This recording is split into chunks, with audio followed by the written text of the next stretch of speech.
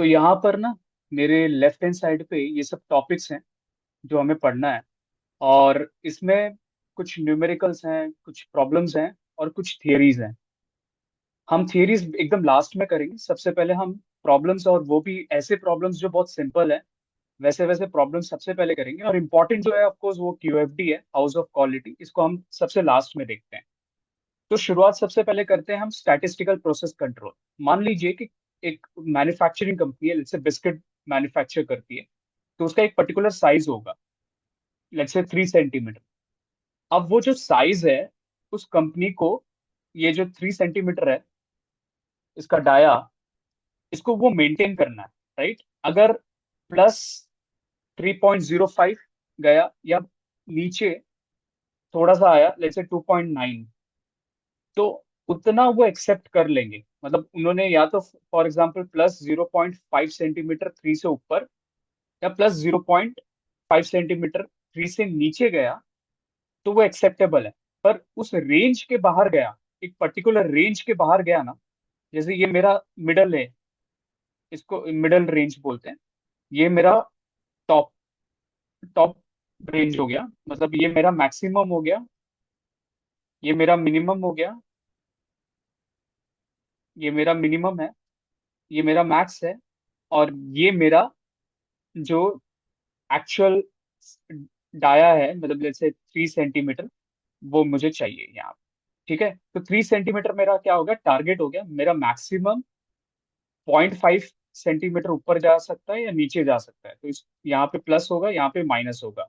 इसी तरह से हम हर एक प्रोसेस में, मैन्युफैक्चरिंग के किसी भी प्रोसेस में ना, प्रोसेस कंट्रोल लगाते हैं, ताकि हमें पता चले कि हमारे एक फिक्स जो भी कंट्रोल लिमिट्स है, उससे वो ऊपर या नीचे ना जाए। अगर गया तो मतलब प्रोसेस में कुछ ना कुछ तो प्रॉब्लम है, तो उसको कंट्रोल करना इंपॉर्टेंट है।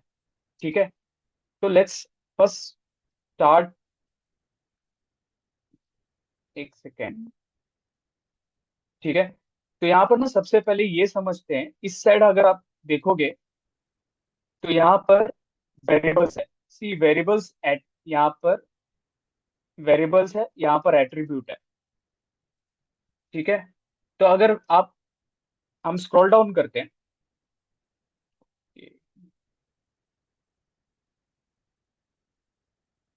तो ये देखो, ये जो वेरिएबल्स है ना, इसी को हम कंटिन्यूअस डेटा बोलते हैं, और जो एट्रीब्यूट है इसी को हम डिस्क्रीट बोलते हैं। तो कंटिन्यूअस डेटा का मतलब क्या होता है कि जैसे हाइट हो गया, वेट हो गया, ये कंटिन्यूअस है। 4.8 भी हो सकता है, फोर मतलब 4.9 kg भी हो सकता है। पर अगर मैं डिस्क्रीट डेटा की बात करूँ तो ये काउंटेबल है, मतलब ये पॉइंट्स में नहीं होगा, फ्रैक्शंस में नहीं होगा, ये काउंटेबल नंबर्स है। 1 2 3 6 7 8 9 10, ये जो काउंटेबल नंबर्स है ना, वो डिस्क्रीट होते हैं। और जो कंटिन्यूअस होते हैं, जिसमें ब्रेकेज नहीं होता, वो होता है हमारा कंटिन्यूअस डेटा, वो वेरिएबल के अंदर में आता है। अब ये हमेशा स्टैटिस्टिकल प्रोसेस कंट्रोल में ना ये समझना इंपॉर्टेंट है कि कौन सा चार्ट हम यूज करें। बिकॉज सबसे बड़ा कंफ्यूजन क्या होता है कि हमें सब समझ में आता है कि आ, मतलब प्रॉब्लम कहाँ पे है, स्टैटिस्टिकल प्रोसेस कंट्रोल यूज करना है, पर कौन सा चार्ट यूज करना है ये हम मिस आउट कर लेते हैं। तो इसीलिए ना यहाँ पर, उसके पहले चार्ट समझने से पहले ना दो चीजें समझो। सब ग्रुप क्या होता है और सैंपल क्या होता है, इन दोनों में फर्क क्या है।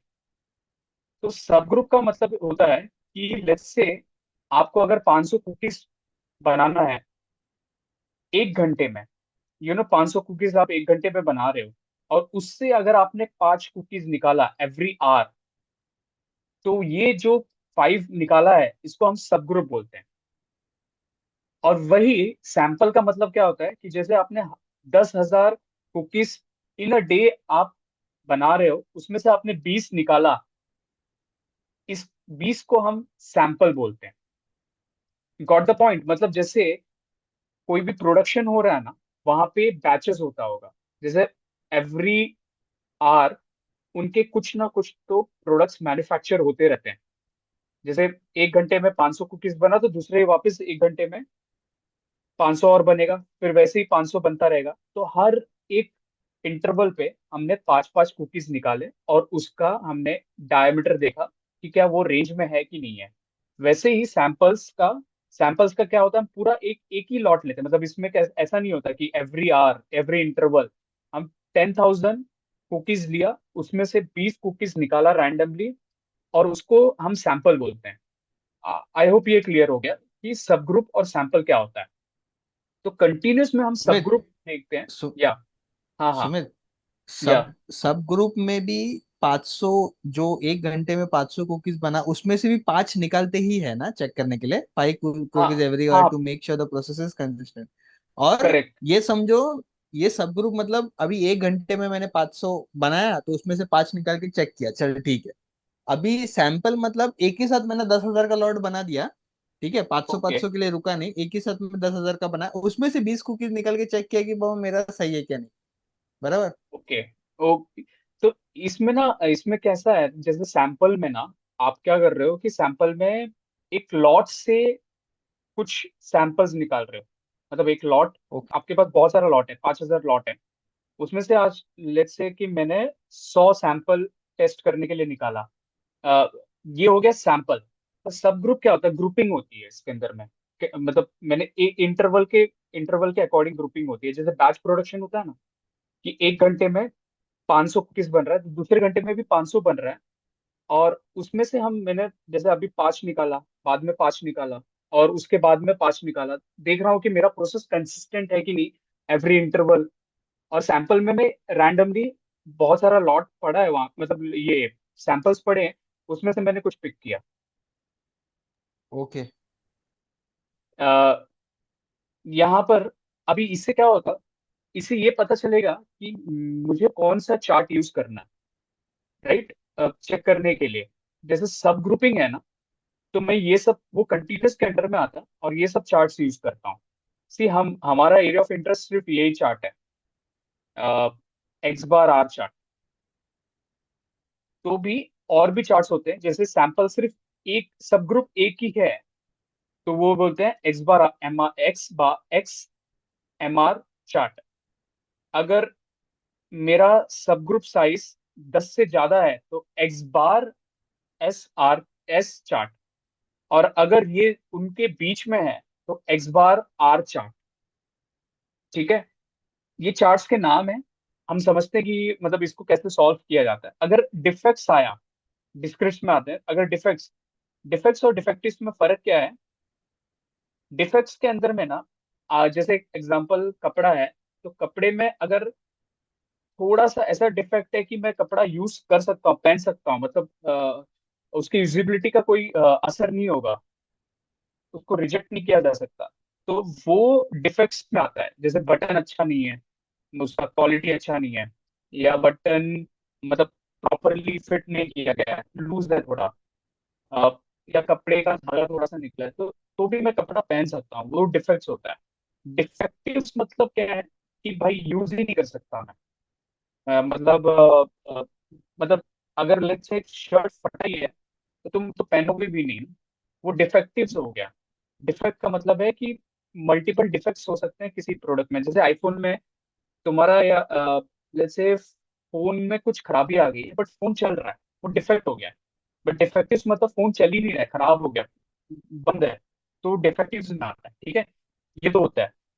ये क्वेश्चन में समझ लेना कि वो डिफेक्ट का क्वेश्चन है या डिफेक्टिव्स का क्वेश्चन। ठीक है, क्वेश्चन में क्लियरली लिखा रहता है। अब उसके सैंपल साइज देख लेना। अगर सैंपल साइज वेरिएबल है, वेरिएबल का मतलब है कि जैसे सैंपल तुम्हारा चेंज हो रहा है, मल्टीपल है, और तो मतलब इसमें तुम ऐसा कर सकते हो कि डिफेक्ट पर यूनिट अगर मेजर कर रहे हो तो उसको यू चार्ट में मेजर करोगे। ठीक है, अगर वो कांस्टेंट है तो सी चार्ट, और वैसे ही अगर डिफेक्टिव्स में चेक कर रहे हो तो पी चार्ट वेरिएबल में, और एनपी चार्ट कांस्टेंट रहेगा। इसका मतलब है कि अगर तुम्हारा डिफेक्ट्स पर यूनिट करके आया क्वेश्चन में तो यू चार्ट यूज करोगे। ठीक है, और अगर प्रपोर्शन ऑफ डिफेक्टिव्स आया तो पी चार्ट यूज करोगे। ठीक है, मतलब यहाँ पे, क्योंकि यहाँ पे डेटा साइज वेरिएबल है ना, वेरिएबल का मतलब है कि लॉट फिक्स नहीं है तुम्हारा, तुम्हारा every interval data size change हो रहा है, मतलब सैंपल्स तुम्हारा सैंपल फिक्स नहीं है यहाँ पे और यहाँ पे। पर इस केस में सी में कांस्टेंट है। तुम जितने भी इंटरवल में देख रहे हो, 1 दिन में, 2 दिन में, 5 दिन में, वो तुम्हारा डेटा का जो साइज है वो सेम है। तो वो उसमें हम अगर तुम्हारा डिफेक्ट्स है तो सी चार्ट यूज करेंगे, डिफेक्टिव्स है तो एनपी चार्ट यूज करेंगे। एनपी चार्ट का मतलब क्या है? एनपी चार्ट का मतलब क्या है कि यहाँ पर तुम डिफेक्टिव्स के यूनिट्स चेक करते हो, और यहाँ पर तुम सी चार्ट में क्या करते हो? डिफेक्ट्स डिफेक्ट्स चेक करते हो हर एक यूनिट के। ठीक है? प्रपोर्शन। इसको ना हम जब क्वेश्चन सॉल्व करेंगे ना, तो क्लैरिटी आएगा कि ये क्या है। आगे बढ़ते हैं। इसका ना फॉर्मूला है। ये फॉर्मूला यहाँ पर है कि जैसे अगर जिस थोड़ा जूम कर दे। हाँ,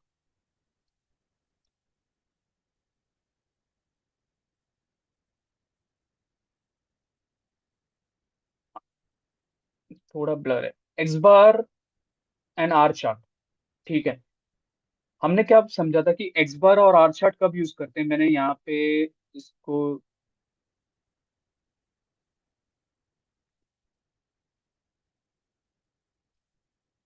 सेवेंटी टू।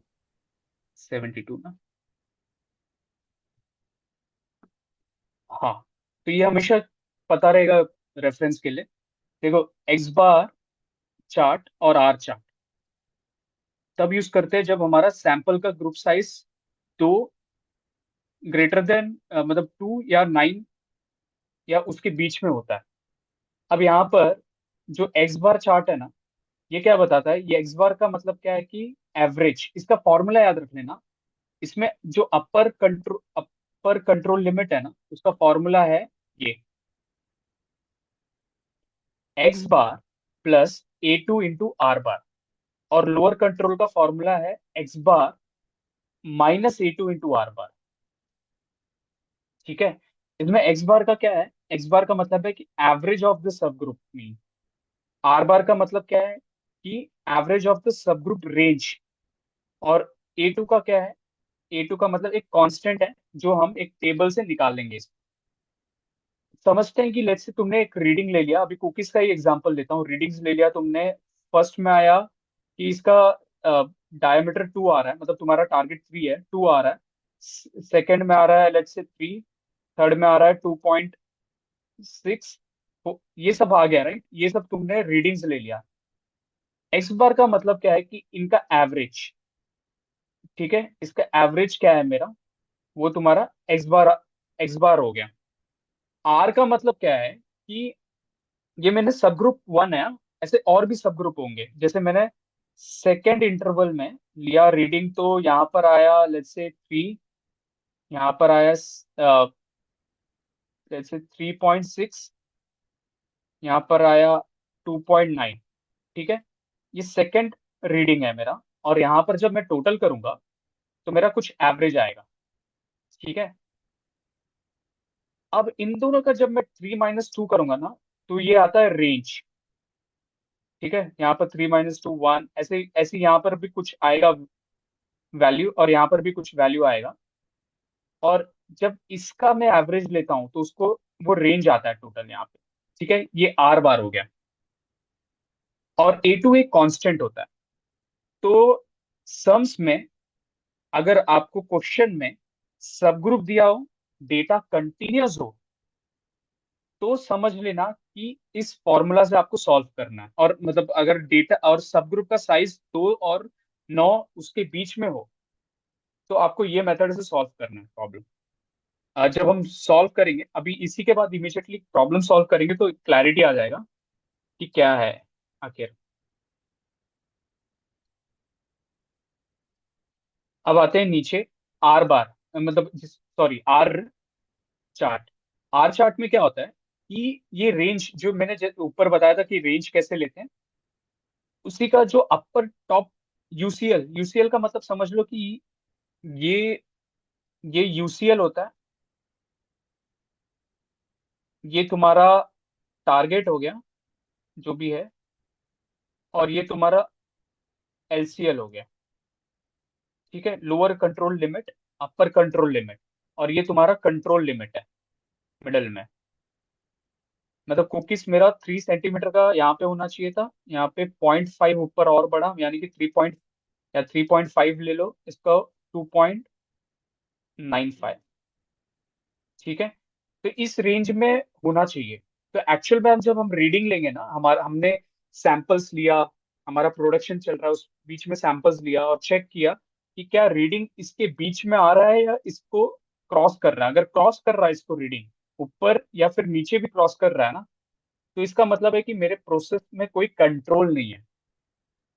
और वही यहाँ पे अपर कंट्रोल लिमिट इस फॉर्मूला से यूज होता है, D4 आता है यहाँ पर, लोअर कंट्रोल लिमिट D3 आता है। ठीक है, अब इसको हम ना प्रॉब्लम देखते हैं कि कैसे सॉल्व किया जाता है। ठीक है, अब जाते हैं प्रॉब्लम्स में। आई थिंक ये क्लियर है, राइट? इधर तक कोई डाउट नहीं है ना? एक्स बार का मेरे को समझा, आर रेंज का भी मेरे को समझा। मेरे को अभी हाँ तक सिर्फ जहाँ पे कंफ्यूजन है ना, वो जो जो डायग्राम इससे पहले था ना, ये चार्ट के लिए ये चार्ट यूज होता है, ये क्वेश्चन के लिए हाँ ये चार्ट, उधर ही कंफ्यूजन है बस। बाकी ये तो यूसीएल वगैरह समझ गया मैं। A2 भी कांस्टेंट है, और डी जो अपन एक टेबल से लेंगे, और D4 D3 भी टेबल से ही लेंगे। और हाँ D4 के बाजू में इंटू आर है ना, वो रेंज का ही एवरेज है। जो दो सब ग्रुप में का जो रेंज रहता है उनका एवरेज निकला, तो वही हाँ। आर बार है ना। ना। Yes yes yes. हमको जैसे एग्जांपल चार्ट एक का एक प्रॉब्लम सॉल्व करते हैं, तो आई थिंक वो क्लैरिटी आ जाएगा। तो जैसे यहाँ पर ना एक प्रॉब्लम है, अ फूड कंपनी। हेलो। हाँ या हेलो। सुन, मुझे तूने फॉर्मूलाज बताया ऊपर, हाँ। उसमें जब सॉल्व करे तो उसमें 3 सिग्मा बार था ना, सिग्मा 3 ऐसा समथिंग कुछ तो। नहीं नहीं, फॉर्मूला वो सी सब थ्री सिग्मा मतलब क्या होता है कि थ्री स्टैंडर्ड डेविएशन, मतलब थ्री स्टैंडर्ड डेविएशन यूज किया जाता है। जैसे 6 सिग्मा हो गया, कुछ कंपनीज 3 सिग्मा यूज करती है, कुछ कंपनीज 2 सिग्मा यूज करती हैं। तो जैसे तुमको जो सिग्मा अचीव करना है ना, वो सिग्मा तुम उस फॉर्मूला में डालते हो, X ± 3 सिग्मा, राइट? तो इतना मतलब मेरा जो भी है उतना 3 सिग्मा होना चाहिए, इस अपर लिमिट में प्लस और लोअर लिमिट में माइनस। पर जब एक्चुअल में जब तुम प्रॉब्लम सॉल्व करते हो ना, उसी को डिफरेंट चार्ट से सॉल्व किया जाता है, और उसके फॉर्मूलाज होते हैं एक्चुअली। जब आपने डायरेक्टली प्रॉब्लम देखा होगा ना, तो डायरेक्टली A3 कहाँ से आया, A2 कहाँ से आया, बट एक्चुअली जब आप सॉल्व करोगे ना, तो हर चार्ट, कौन सा चार्ट किस कंडीशन में यूज करना है, और उसी के अकॉर्डिंग वो फॉर्मूला यूज होता है। तो वो ठीक है वाला फिर। पार्ट राइट है, बट वो वाला पार्ट कंपनीज तब यूज करती हैं जब उनको एक स्टैंडर्ड मेंटेन करना रहता है, कि मेरे को 3 सिग्मा 4 6 सिग्मा फॉलो करना है। पर जब चार्ट की बात आती है, तो चार्ट में फॉर्मूलाज आते हैं, कि कौन सा चार्ट यूज कर रहे हो, तो उसका क्या फॉर्मूला है, ये स्टैंडर्ड है हर जगह। तो हर चार्ट का एक कंडीशन होता है, उस कंडीशन के अकॉर्डिंग वो फॉर्मूला यूज होता है। ठीक है, तो यहाँ पर देखो, a food company puts mango juice into can, advertised as containing 10 ounce of, मतलब इसका वेट दिया है यहाँ पर, the weight of the juice drained from the can immediately after filling for 20 samples लिया है, are taken by a random method at an interval of every confusion 30 minutes, each of the sample मतलब। includes। हाँ हाँ sorry, मतलब मैं वही बोल रहा था, ये सब ग्रुप नहीं है, ये सैंपल हो गया ना। अभी सीधा हाँ, राइट रैंडमली सैंपल उठा ना। राइट। सब ग्रुप एवरी मतलब ना। इंटरवल इंटरवल के टाइम पे ले रहा है, एवरी 30 मिनट्स में ले रहा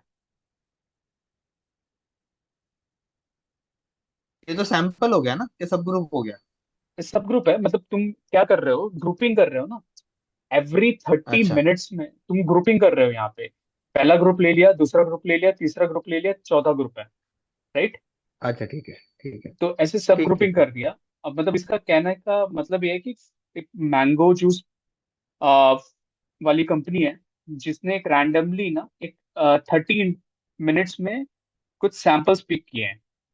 जैसे सब ग्रुप 4 है, पर हर एक में ना वो 20 सैंपल्स लेते हैं। 20 samples are taken at random method, each of the sample includes 4 can, मतलब हर एक में 4 कैन उठाते हैं। द वेट, और सबका वेट लेते हैं कि सबका वेट कितना आ रहा है, मतलब the weight in the table are given in units, और जैसे 0.01 ounce is excess of 10 ounce. For example, the weight juice drained from the first can of the sample is 10.15, right? I feel 10.15 लिखा ounce, which is in excess of 10 ounce. Excess कितना है? 0.15, right? तो वैसे ही यहाँ पर क्या दिया है, बेसिकली कहना क्या चाहता है कि यहाँ पर ना तुमने कितने 20 सैंपल लिए हैं। हर एक इंटरवल में, हर एक इंटरवल में तुमने यहाँ पर कुछ रीडिंग्स लिया है कि मेरे जूस कैन का कितना वेट है। इस केस में मेरा वेट यहाँ पर मेंशन्ड है, सेकंड केस में यहाँ पे मेंशन्ड है, थर्ड केस में यहाँ पे मेंशन्ड है, फोर्थ केस में यहाँ पे मेंशन्ड है। वैसे ही मैंने यहाँ पे लिख दिया है। देखो तुम्हारा फर्स्ट टाइम सैंपल लिया और वेट यहाँ पे मेंशन कर दिया है। अब इसको क्या करेंगे ना, हम उस मेथड से सॉल्व करेंगे, एक्स बार आर चार्ट। क्यों? क्योंकि मैंने क्या बोला, तुम्हारा सब ग्रुप कितना होना चाहिए? हम्म। ऑफ कोर्स 2 to 9 के बीच में होना चाहिए। अगर तुम यहाँ पे देखोगे, सब ग्रुपिंग कितना होना चाहिए? 2 से 9 के बीच में होना चाहिए। तब हम X bar R chart use करेंगे। और कंटिन्यूस कैसे पता चला? वेट, क्योंकि जूस का जो वेट है, ये जो वेट है, वेट कभी भी कंटिन्यूस डेटा होता है ना, डिस्क्रीट नहीं होता, राइट? मतलब कंटिन्यूस फॉर्म में है। हाँ हाँ। यहाँ तक क्लियर है ना, राइट? ओके। तो इसी का हम सॉल्व करते हैं, तो सिंपल है। अब हमको पता है कि यार सबका एवरेज लेना है। तो एवरेज लेने के लिए क्या किया, मैंने सबको ऐड कर दिया, सम, और उसी को डिवाइड बाय 4 कर दिया। इन सबको डिवाइड बाय 4 कर दिया। डायरेक्ट भी ले सकता हूँ, पर समझाने के लिए मैंने यहाँ पे सम और यहाँ पे एवरेज, तो सब ये एवरेज है, और इस एवरेज का भी एवरेज ले लिया नीचे। ये टोटल एवरेज का टोटल और एवरेज का एवरेज ले लिया, राइट? तो यहाँ पर मेरे पास इस पूरी रीडिंग का एवरेज आ गया, जो है 13.15, राइट? वैसे ही मैंने रेंज का ले लिया। रेंज को क्या किया, मैंने माइनस किया मैक्सिमम से। इसमें जो मैक्सिमम रहेगा ना, उस नंबर को मिनिमम नंबर से माइनस करना है, ठीक है? मैंने जो एग्जांपल पिछले टाइम पे लिया था समझाने के लिए, वो तो दो ही डेटा था, उसीलिए तो दोनों को माइनस कर दिया। बट सिंस यहाँ पे 4 डेटा है, तो सबको एक दूसरे से तो माइनस नहीं करेंगे, तो हम मैक्सिमम को मिनिमम से माइनस करेंगे, ठीक है? और यहाँ पर आएगा टोटल, और उसका भी एवरेज ले लूंगा मैं, रेंज का एवरेज ले लूंगा। उसीलिए देखो क्वेश्चन, मतलब जब मैंने ये बताया था, तो इसमें बार एक्स बार है और आर, यानी कि इसका दोनों का एवरेज लूंगा मैं, ठीक है? अब इसका मेरा सबसे पहले ना मैं ये एक्स बार का क्वेश्चन सॉल्व करूंगा। एक्स बार का फॉर्मूला क्या था?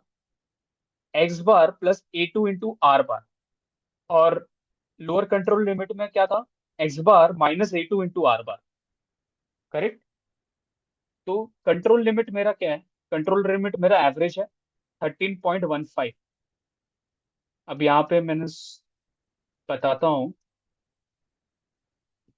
जैसे तुम्हारा ये वाला जो पार्ट है ना, मतलब लेट्स से ये चार्ट है, तुम्हारा एवरेज 13.15 जो आ रहा है, ये तुम्हारा कंट्रोल लिमिट है। तुम्हारा टॉप का जो लिमिट है ना, इस फॉर्मूला से आएगा, और जो लोअर का आएगा वो इस फॉर्मूला से आएगा। तो यहाँ पर आया है 5.45, और यहाँ पर आया है 20.84। अब कैसे आया मैं एक बार बताता हूँ इस टेबल से, पर एक बार ये समझ लो कि तुम्हारे पूरे डेटा इसी रेंज के अंदर में होना चाहिए। तो जैसे अभी कैसे सॉल्व करते हैं, यहाँ पर जितना भी वेट दिया है ना तुमको, ये टोटल हो गया। अब ये जो एवरेज है ना, इस एवरेज को यहाँ पे मार्क करोगे। जैसे 15 है, तो एज पर स्केल यहाँ पर देखोगे कि तुम्हारा 15। सुमित सुमित हाँ मेरे इधर से वॉइस गया था, तो मैं हाँ समझ हाँ गया। ये अपना एक्स बार है वो 13.5, जो मिडिल वाला लाइन है। ऊपर हाँ वाला भी अपन जो प्लस किए थे तो उतना अपना अपर लिमिट है, और 5.4 मतलब लोअर लिमिट, और 13 वाला तो अपना एक्स बार आया जो मिडिल लिमिट है। ठीक है। Correct, correct, right. मेरे इधर आवाज चला गया था। ओके, तो ये वाला फॉर्मूला से आया, जैसे एक्स बार क्या है मेरा 13.15 प्लस आर बार मेरा बराबर। क्या है 10.55, लिख दिया। अब ये A2 कहाँ से आया, ये टेबल दिया रहेगा तुमको, एग्जाम में हाँ भी दिया रहेगा। तो यहाँ पर देखो समझ गया। कंट्रोल लिमिट का फैक्टर क्या है, A2 ये है। ये इंपॉर्टेंट, सब ग्रुप इंपॉर्टेंट क्यों है, क्योंकि अगर तुमने ना गलती से सैंपल ले लिया 20, तो तुम गड़बड़ कर दोगे एग्जाम में। तो इसीलिए इस केस में ना सब ग्रुप लेना इंपॉर्टेंट है। तो सब ग्रुप कितना था मेरा, ग्रुप 1 2 3 4 ना, टोटल। तो मैं 4, हाँ उसीलिए A2 यहाँ पर आया 4 नंबर पे। हाँ हाँ। अब यहाँ पर A2 4, ठीक है, और ओके, ये और नीचे A2 है। ये एन मतलब सैंपल है ना, एन मतलब तो छोटा एन मतलब सैंपल होता है। अभी नीचे सब ग्रुप भी है क्या? ये जो चार्ट है ना, ये वाला नीचे, हाँ नीचे हाँ इमेज हाँ है ना। हाँ हाँ, इसमें नहीं, ये इसमें जहाँ, इसमें जैसे अगर तुमने ना गलती से 20 ले लिया ना, तो तुम्हारा नंबर गलत हो जाएगा। अच्छा अच्छा अच्छा, वैसा बोल रहा हूँ, ओके तो ओके, ठीक है ठीक। तो इसीलिए यहाँ पे सब ग्रुप लेना इंपॉर्टेंट है, सैंपल नहीं। तुमने कितनी बार रीडिंग लिया वो इंपॉर्टेंट नहीं है, तुमने तुम्हारा सब ग्रुप का साइज कितना है, 4 है ना इसमें। हम्म। वो बराबर। वो वो वो इंपॉर्टेंट है। अब देखो, एक्स बार प्लस A2R, एक्स बार माइनस A2R, ठीक है, 20 लोअर पॉइंट लिमिट अपर ये लिमिट कहाँ से? अपर लिमिट में, या यहाँ पर 13.15 जो प्लस 0.729 इंटू 10.55, राइट। नहीं, वो ठीक है, नहीं, लोअर लिमिट जो है ना 5.45, वो कहाँ से आया? देखो ना, A2 है ना यहाँ पे, A2। तुमने इसको माइनस करेगा, तुम इसको माइनस करेगा प्लस, तो ये आएगा ना, सेम है, बस इसको माइनस करना है, प्लस को माइनस करना है, दैट्स इट, लोअर लिमिट आ जाएगा। ठीक है, गॉट इट। हाँ हाँ, समझा, सॉरी, समझा समझा। हाँ, तो सैंपल साइज तो 4 है। अब वैसे ही प्लॉट कर दो, यहाँ पे क्या प्लॉट करोगे, पहले एक्स बार चार्ट प्लॉट करोगे। एक्स बार तुम्हारा 15 था, मतलब ये जो एवरेज आया ना यहाँ पे, जैसे 15 10, एग्जाम में प्लॉट भी करना है, 12.5 13 12.5, ये सभी चीजों को प्लॉट करना है। ये तुम्हारा यहाँ पर तो एक्स बार एवरेज ही प्लॉट होगा ना, एवरेज ही प्लॉट होगा ना। एवरेज ही प्लॉट होगा, यस। हाँ एक्स वही बार वही में क्वेश्चन था मेरा। एक्स बार में एक्स एक्स प्लॉट होगा, आर बार चार्ट में आर प्लॉट होगा। ठीक है, अब आते हैं बराबर। आर वाला चार्ट। आर वाला चार्ट भी सेम है, बस मैंने जो फॉर्मूला बताया था ना। हाँ हाँ, वो D3 D4।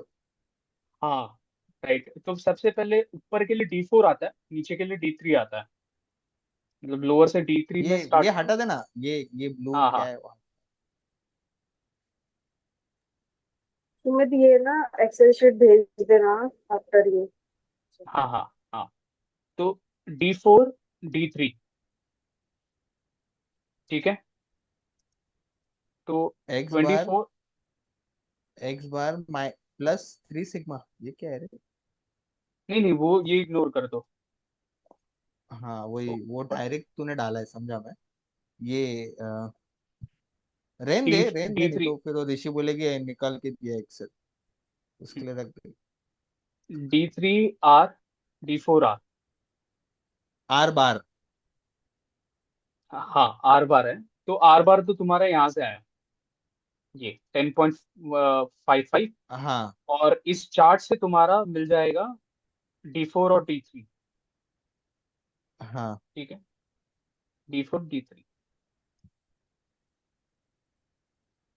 D3 हमेशा जीरो रहता है, लोअर तो हमेशा जीरो रहेगा, अपर का बस ये कुछ नंबर रहेगा। डी ठीक है, थ्री का भी 4 ही पकड़ेगा ना तू, क्योंकि 4 सब ग्रुप था, राइट। तो फोर, डी हाँ थ्री का फोर सब ग्रुप था, फोर इज पर जीरो, वैल्यू जीरो है। एंड हाँ डी D4 का इज 2.282, हाँ बराबर। ठीक है, तो ये है ये वाला प्रॉब्लम, और इसी को तो प्लॉट करना इसमें, है। हाँ ये आर बार चार्ट हो गया। आर बार चार्ट में जो तेरे आर वाले एवरेज थे रेंज वाले, उनको प्लॉट हाँ करेगा ना तू। हाँ, और चेक हाँ करेंगे कि क्या तुम्हारा कोई भी, एक भी अगर तुम्हारा जो भी पॉइंट है ना, वो अगर अपर और लोअर के रेंज से बाहर जाता है, तो मतलब इसका मतलब है हम कंक्लूड ये करेंगे कि वो प्रोसेस कंट्रोल में नहीं है। और अगर रेंज के अंदर हाँ। में है तो इसका मतलब है कि प्रोसेस कंट्रोल में है। ठीक है, ये क्या तो 20 मार्क जैसे का कि, आएगा? हाँ, हाँ 20 मार्क का आएगा ना ये? नहीं नहीं, 10 का ही है। तो तो 5 मार्क्स में ठीक है। अभी आएगा। अभी ना ये प्रॉब्लम मतलब जो हमने फिर सॉल्व मैं किया लिख के था। आ जाऊंगा भाई, ये प्रोसेस कंट्रोल में है, कंट्रोल में नहीं है, मन ही मन में कैलकुलेशन करके। मैं 5 मार्क के लिए इतना मगजमारी नहीं तो करने वाला। अभी यहाँ पे रैंडम कॉस्ट, मतलब यहाँ पे दो कॉस्ट होता है। अगर विद इन कंट्रोल लिमिट हुआ तो इट इज रैंडम कॉस्ट, अगर नहीं है तो असाइनेबल कॉस्ट है। और उसमें कंक्लूजन ये लिखना है कि सिंस ये कंट्रोल लिमिट के बाहर जा रहा है पॉइंट, तो stop the process and identify the cost, that's it. This should be our suggestion लिखने के लिए। एक रैंडम कॉस्ट होता है, असाइनेबल कॉस्ट होता है। ठीक है, तो विद इन कंट्रोल लिमिट है कि नहीं है, या फिर है तो ठीक है तो फिर it's a random cost. Okay. और आर बार को डिस्पर्शन चार्ट बोलते हैं। तो सबसे कृष्णा है पहले ना? इंडस्ट्री में ना आर बार चार्ट को ड्रॉ किया जाता है, उसके बाद एक्स बार चार्ट को ड्रॉ किया जाता है। अगर are bar chart he out of control है तो एक्चुअल में इंडस्ट्री में एक्स बार चार्ट को नहीं करते, बिकॉज वो प्रोसेस भी आउट ऑफ कंट्रोल है। तो ठीक है, हम लोग क्या करें, पहले आर बार करें फिर एक्स बार करें, कि जैसे तू हम एक्स बताया बार पहले करेंगे, एक्स हम फिर आर? एक्स बार करेंगे, हमको तो दोनों ही करना पड़ेगा एग्जाम पॉइंट ऑफ व्यू। ठीक है, ठीक है। नेक्स्ट नेक्स्ट प्रॉब्लम पे जाते हैं। Sir break. इतना एक्स बार आर बार इतना हो गया ना कि क्या ही। अरे